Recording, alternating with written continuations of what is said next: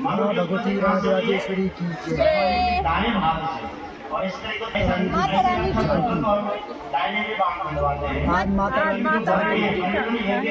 झांकी झांकी उस भरने को कंकड़ माना जाता है। मैं भी हो गई हूँ तैयारी और मेरी तैयारी हो गई है अभी देवी भागवत में जाने की। तो चलो चलते हैं अब देवी भागवत में।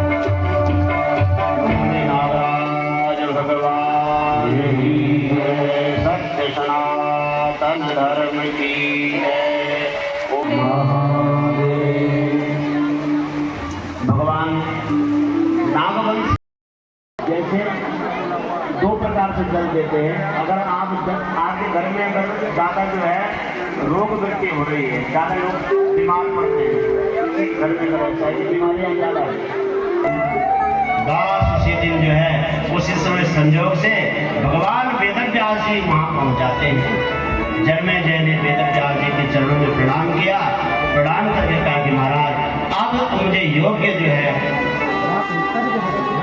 पूज्य वंदनीय योग्य गुरु मिल गया है। अब आपके मुख से मैं देवी भागवत सुनना चाहता हूँ। देखो भागवत के जो वक्ता है वो कौन है? सुखदेव जी है। तो देवी भागवत के वक्ता कौन है? स्वयं वेदव्यास जी। वेदव्यास जी से ही देवी भागवत सुना है किसने? देवी भागवत की दिव्य कथा होने लग गई। आज मैंने रात हो जाती है और हमने एक निवेदन किया था कि आज भगवती का प्राकट्य दिवस है। चौथे दिन ना, जैसे चौथे दिन श्रीमद् भागवत में भगवान कृष्ण का प्राकट्य होता है, देवी भागवत में चतुर्थ दिवस भगवती का प्राकट्य होता है। तो मैंने यज्ञ समिति से कहा था शायद झांकी तैयार होगी, तो अब भगवती के चरित्रों के अवगाहन में और झांकी आएगी। उस झांकी आने पर आज की हमारी कथा का विराम।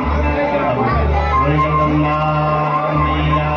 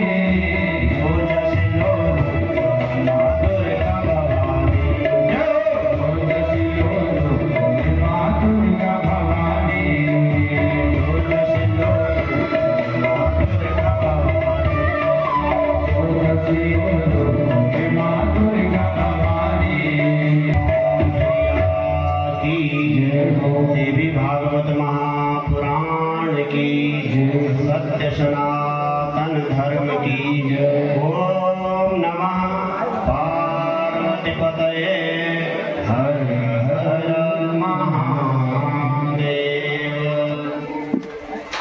यहाँ तक कथा सोनक जी और सूत जी के संवाद से चली थी। अब आगे की कथा जन्मेजय और वेदव्यास जी के संवाद से प्रारंभ होती है।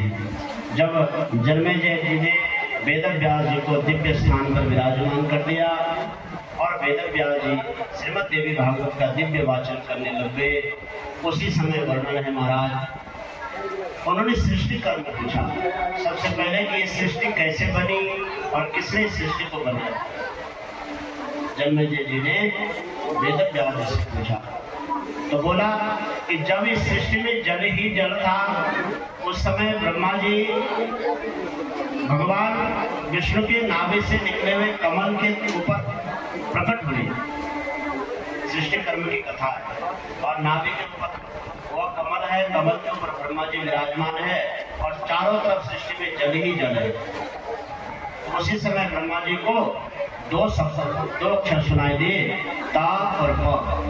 तो ये आदेश हुआ प्रकृति का कि तुम तप करो, तप करो। तो तप करते समय उसी समय वेदव्यास जी कहते हैं कि भगवान के कानों से मधुकैटभ की उत्पत्ति होती है और जिसको ब्रह्मा जी विष्णु भगवान के द्वारा उसका उद्धार कराते हैं। जब मधुकैटभ की निवृत्ति हो गई, उनका उद्धार हो गया, उन्हीं के द्वारा इस पृथ्वी की रचना हुई, मेद की रचना। मेद से ही इस पृथ्वी का नाम मेद बना। इसीलिए जब हम पूजन करते हैं, पूजा प्रारंभ करते हैं, हमारे आचार्य जी जब पहले प्रारंभ करते पूजा दिव्य वेद मंत्रों के द्वारा, यहाँ पर बहुत ही आदरणीय हमारे बहुत सौभाग्यशाली आप सत्याणिया जिन्होंने आपके संस्कार बचपन से और आज तक किए, उन्हीं के द्वारा आप इतना दिव्य यज्ञ करवा रहे हैं। जैसे पूज्य पाद राम गोपाल जी, आपके सारे हमारे कहने का मतलब है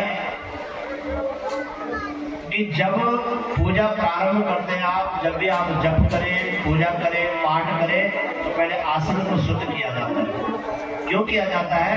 क्योंकि मेदिन इस पृथ्वी का एक नाम है मेदिनी।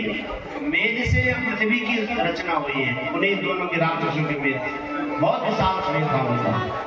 लोकालोक पर्वत की तरफ ले जाते महाराज एक दिव्य द्वीप में ले गए, जिस द्वीप का नाम है मणिद्वीप। स्वर्ण से बना हुआ दिव्य मणियों से जटित हुआ द्वीप है। उस द्वीप में ब्रह्मा विष्णु महेश जब गए, उन्होंने देखा वहाँ तो हमारे जैसे अनंत ब्रह्मा है, हमारे जैसे अनंत विष्णु है, हमारे जैसे अनंत रुद्र है। इंद्र को देखा, सारे देवताओं को देखा, नई सृष्टि देखी। अब आगे बढ़ते गए, प्रकाश स्वरूप मणिद्वीप जो था प्रकाश का द्वीप था। आगे बढ़ते गए महाराज दिव्य भगवती माँ जगदम्बा भुवनेश्वरी का दर्शन, भुवनेश्वरी का दर्शन हुआ है। और दर्शन हुआ तो नखमणि में देवी भागवत में वर्णन है कि भगवती जगदम्बिका भुवनेश्वरी का स्वरूप का वर्णन है। चंचन मोक्ति कहे मंडलयुता माता देवी सदा भीतिहा चित्तस्था भुवनेश्वरी भवतु नः श्रीअम्बुदे सर्वदा भगवती माँ भुवनेश्वरी का वह दिव्य स्वरूप देखा तो वर्णन है महाराज। भगवती भुवनेश्वरी की नख चंद्रिका में, नखों में, नाखूनों में जो है, आज तो लोग पॉलिश लगाने लग गए नाखून में, लेकिन वर्णन है कि नाखूनों को इतना सुंदर सजा के रखो, उनको साफ करके रखो। उस उनका स्वरूप जो है, नाखूनों का जो व्यक्तिगत स्वरूप है, जो अपना उनका स्वरूप है, वो आधा रक्त है, आधा श्वेत, समुद्र के समान है। हम लोग तो पॉलिश लगा देते हैं ना अपने गंदगी या वो छिपाने के लिए कि वो, पर नाखूनों को रोज साफ कर दो, अपने आप नाखून सुंदर होते हैं। मैं भी पॉलिश के लिए मना नहीं कर रहा हूँ, भी लगाते रहो, लेकिन जब उम्र ज्यादा हो जाए, जवानी में लगाए ठीक, अब वृद्धावस्था में नहीं लगाना। जब अवस्था ज्यादा हो जाए फिर उन नख चंद्रिका में, देखो मैं बता रहा हूँ, भुवनेश्वरी माँ के भगवती ने अपने नभ चंद्रिका में भगवान ब्रह्मा विष्णु तीनों को पूरे भूमंडल का दर्शन कराया। जिस भूमंडल की रचना ब्रह्मा जी ने की थी, उस भूमंडल का दर्शन किसने कराया? भगवती भुवनेश्वरी ने अपने नभ चंद्रिका में। वो जो प्रकाश आ रहा था, उन नभ चंद्रिकाओं का प्रकाश साक्षात ऐसा लग रहा था जैसे किसी मणि का प्रकाश हो। ऐसा वर्णन है भगवती भुवनेश्वरी का। तब भुवनेश्वरी माँ ने तो इधर से माता की झांकियाँ भी आ गई।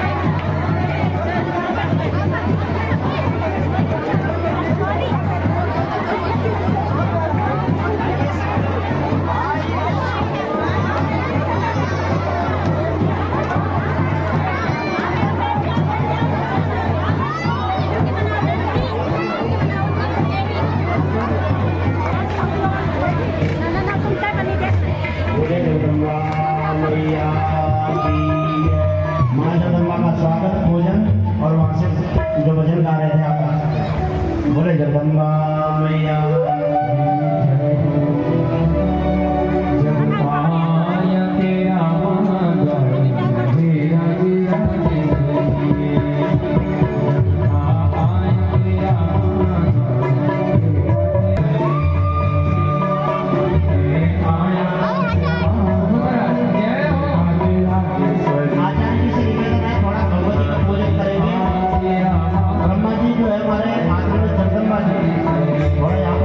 भगवती का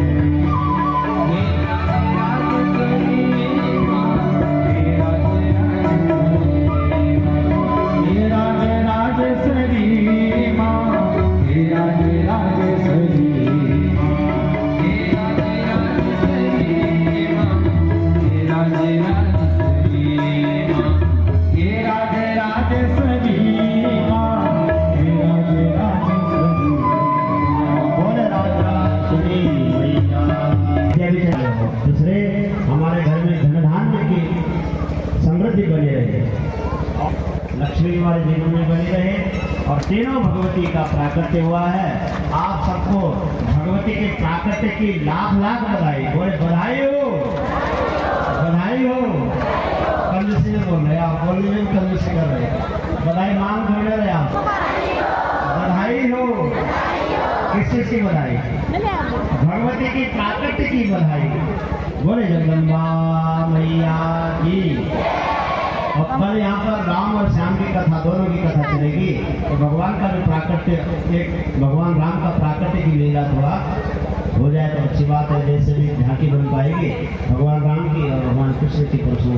बोले जगदम्बा मैया की, आनंद कंद भगवान की, सत्य सनातन धर्म की।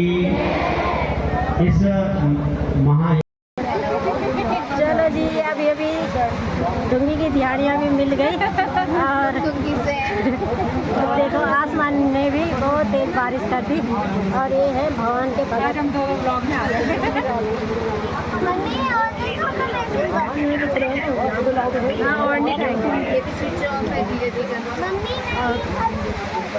ये आज का मौसम है, बहुत तेज बारिश हो रही।